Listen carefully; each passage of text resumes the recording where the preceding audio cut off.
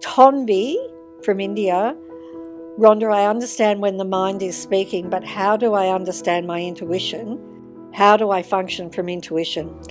Intuition is a gut feeling, right? And it comes from beyond the mind.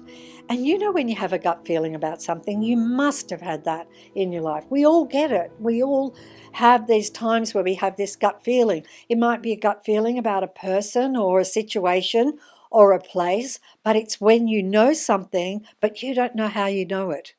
And you just have this gut feeling about it. Okay.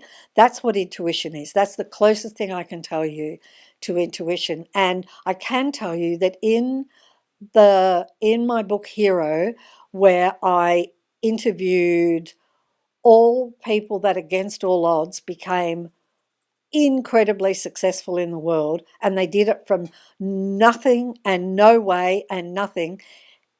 Every single one of them did it through intuition, right? Running huge companies make all their decisions through intuition, right? So, and that was how we made The Secret Film as well. It was through intuition. Every decision we made was, we felt that decision, and it was intuition.